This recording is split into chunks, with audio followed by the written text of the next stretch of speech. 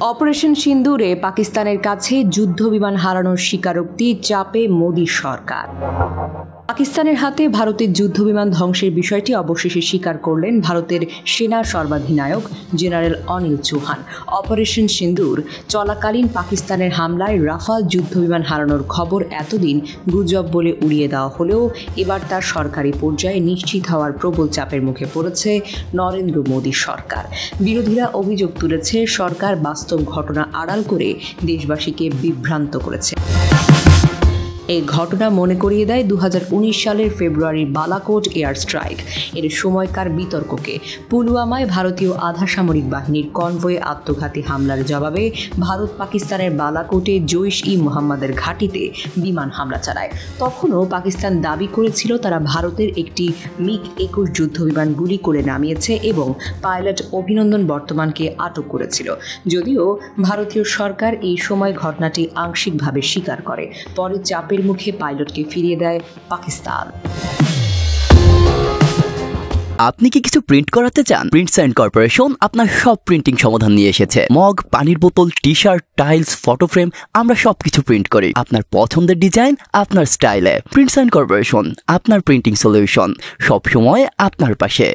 2025 সালের অপারেশন সিন্দুরের সময়ও দৃশ্যত একই ধাঁচের ঘটনা ঘটে। এপ্রিলে কাশ্মীরের পেহেলগ্রামে হামলার পর ভারত প্রতিশোধ হিসেবে সীমান্তে বড় ধরনের সামরিক অভিযানে নামে। পাকিস্তান দাবি করে তারা ভারতের একটি রাফাল যুদ্ধবিমান গুলি করে ধ্বংস করেছে।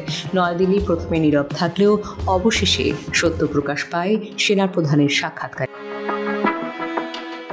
সিঙ্গাপুরে অনুষ্ঠিত শাংগ্রি-লা ডায়ালগ ব্লুমবার্গ টিভিকে দেওয়া এক সাক্ষাৎকারে সেনা সর্বাধিনায়ক জেনারেল অনিল চৌহান বলেন, আমাদের কাছে বিমান ধ্বংস হওয়া নয়, কেন সেটা ধ্বংস হলো সেটাই গুরুত্বপূর্ণ।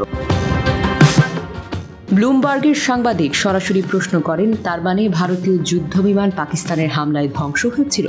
জবাবে সংক্ষেপে হ্যাঁ বলেন চৌহান। তবে তিনি পাকিস্তানের দাবি তারা 6টি যুদ্ধবিমান ধ্বংস করেছে সেটিকে পুরোপুরি খণ্ডন করেন। তার ভাষায়, ঘটনার ইতিবাচক দিক হলো আমরা দ্রুত কৌশলগত ভুল শনাক্ত করে মাত্র 2 দিনের মধ্যেই নতুন কৌশল প্রয়োগ করেছি।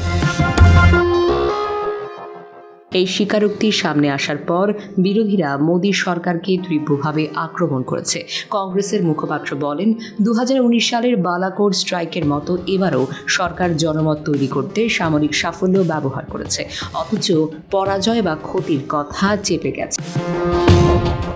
তৃণমূল কংগ্রেস, আম আদমি পার্টি সহ অন্যান্য বিরোধী দলগুলো প্রশ্ন তুলেছে, যুদ্ধবিমান ধ্বংসের মতো গুরুত্বপূর্ণ বিষয় কেন এতদিন গোপন রাখা হলো?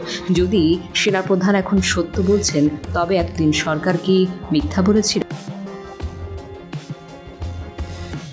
বিশ্লেষকদের মতে সেনাপ্রধানের বক্তব্যে সামরিক স্বচ্ছতার ইঙ্গিত মিললেও সরকারের পূর্বের অবস্থান এই মুহূর্তে আস্থার সংকট তৈরি করেছে। এমনকি বালাকোট অভিযানেও ভারতীয় পক্ষ একাধিক দাবি করেছিল, যার অনেক কিছু আজও এখনও প্রমাণিত হয়নি। উল্লেখ্য, গত 10ই মে ভারত পাকিস্তানের মধ্যে সংঘর্ষ বিরতির ঘোষণা আসে। তবে 3 সপ্তাহ পেরিয়ে গেলেও ভারত সরকার অপারেশন সিন্দুর সংক্রান্ত বিস্তারিত তথ্য এখনও প্রকাশ করেনি। চৌহানের স্বীকারোক্তিতে এ পর্যন্ত একমাত্র সরকারি সত্য ঘোষণা বলে বিবেচিত হচ্ছে।